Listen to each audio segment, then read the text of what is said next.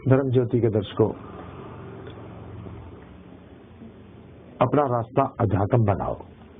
आध्यात्मिक ज्ञान हमको निर्भय करता है। आध्यात्मिक ज्ञान हमको ये सिखाता है कि आपको कोई भी हानि नहीं पहुंचा सकता, कोई तुम्हें मार नहीं सकता और कोई तुम्हें अपमानित नहीं कर सकता। है क्या? हमारे जितने भी मूल दुखों का कारण है वो है हमारी मौत।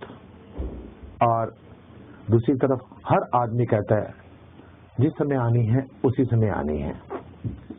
आध्यात्मिक ज्ञान हमको यही ज्ञान देता है कि ये जो शरीर की मौत है ये हमारी मृत्यु नहीं है। लेकिन ये बातें ना सारी की सारी तोता रटनता है।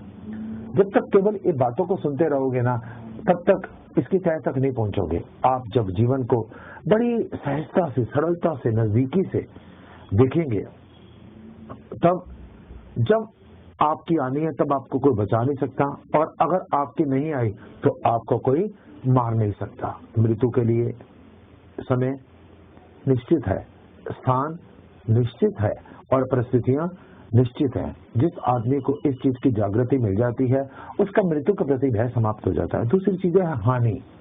कौन किसी को नुकसान पहुंचा सकता है? जब भी कभी कोई नुकसान पहुंचाता है तो हमारे अपने कर्म ही पहुंचाते हैं, हमारे अपना भाग्य पहुंचाता है। पूर्व जन्म के कर्मों के अनुसार हमने अपने भाग्य का निर्माण किया है। यही सब मिलजुल कर हमारे को हानि पहुंचाते हैं।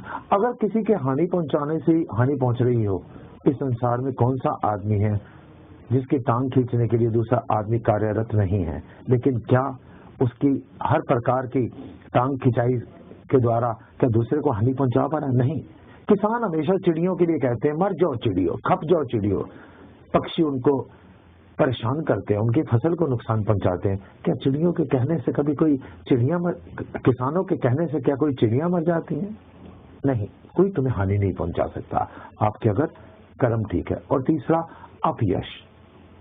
ये अपयश आपको, अगर आपके भाग्य और आपके कर्म सही हैं, मुख्य रूप से कर्म आपके सही है, अगर ठीक हैं, तो आप याद रखना, अगर कोई आदमी आपका अपयश भी करेगा तो दूसरा आदमी जो सुन रहा होगा ना, वो उसको पता नहीं उसकी विचारधारा कैसी है, वो आपके अपयश को भी शायद वो यश में ले लेगा। और फिर दूसरी बात, जो भी आपका अपयश भी कर रहा है वो कहीं ना कहीं तो आपकी चर्चा कर ही रहा है। और आपके अगर कर्म सही है ना तो आपका अपयश कोई भी नहीं कर सकता है। अतः ये सारा ज्ञान, ये तो मैं मूल मंत्र आपको केवल मात्र 2, 4, 5 मिनट में बता देता हूँ। इसके पीछे ना जाने कितने ये गागर है, इसके पीछे सागर छुपे हुए हैं। अतः इस सागर को प्राप्त करने के लिए आपको सागर के तट तक जाना होगा, और इन चीजों को प्राप्त करने के लिए आपको आध्यात्मिक ज्ञान के रास्ते पर से होकर गुजरना पड़ेगा। धर्म ज्योति के दर्शकों, फिर कहूंगा, अध्यात्म के रास्ते पर आगे बढ़ो, जिससे कि आपको निर्भयता मिले, अभयदान मिले और आप बेफिक्र हो जाएं। जय माता दी, जय देवा, जय श्री कृष्ण, राधे राधे। और प्रश्नों के उत्तर के साथ अगली बार फिर मिलते हैं। आज के लिए इतना है।